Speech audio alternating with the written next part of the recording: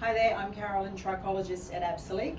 Last week we were talking about how often you should wash your hair, and in that conversation we talked about scalp brush therapy. So I want to sort of dive a little bit deeper into scalp brush as a therapy, and then what to look for in a scalp brush. So as a therapy, what we're trying to do is exfoliate the scalp. Okay, so this is a dry brushing, and we only do it before we get in the shower and use a scalp cleanser. Okay, so I wouldn't use the dry brushing before a hair shampoo, because the hair shampoo is not cleansing enough to remove the debris. So what we're doing is we're using the brush onto the scalp, okay, to exfoliate the dead skin. So when we've got scalp scale, it can help to exfoliate all of that scale off.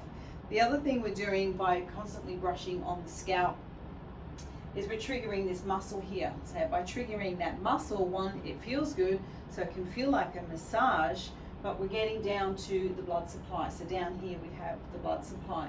So a lot of people, when we look at the scalp under a microscope, there's no blood supply, there's no circulation. Okay, so what we want to do is get that blood supply going. So we're putting things in the body to help the hair to grow, but we're literally trying to bring it up and feed it. Okay, so with that energy, you feel a warm sensation on your scalp, and the scalp might be a little bit flushed or pink, which is okay, but that energy pushes back up and it will flush out this oil gland. So for those who have an oily scalp or oily hair, this is the best thing, because we bring all the oil up and out. So now we've got the scale, so for dandruff or scaly scalp is perfect. The oil has come up, and then we're going to wash all of that away with a scalp cleanser. So this is the thing, people do the scalp brush therapy and then they just use a hair shampoo and it just doesn't clean it away. So you use the scalp brush therapy with a safe scalp cleanser. So the scalp brush that you look for, it must have these little nodes, and they need to be attached and they need to be non-porous, so not sharp, so nothing sharp. To test your scalp brush, you can just do it on the back of your hand. Okay, if it's scratching, it's too sharp, so it must be nice and rounded. The other thing is they need to be very flexible and have a fair distance apart, because some people who need to do the brush therapy have hair loss, so we don't want to pull the hair out, so we want to make sure that we've got nice flexible. The bristles are also non-porous, there's nothing there that can catch, and then it's got this really nice cushion as well, because we're actually doing it repeatedly on the scalp.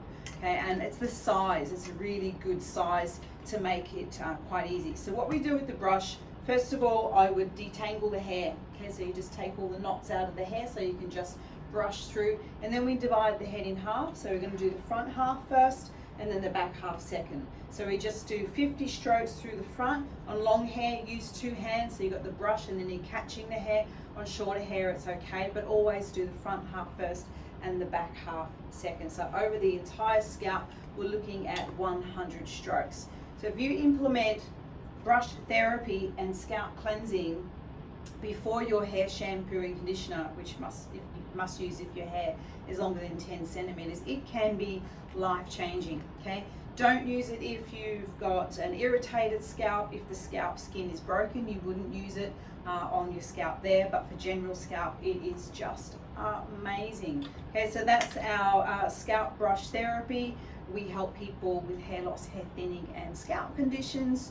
So if you need to reach out to me, you can email me, info@absolique.com.au.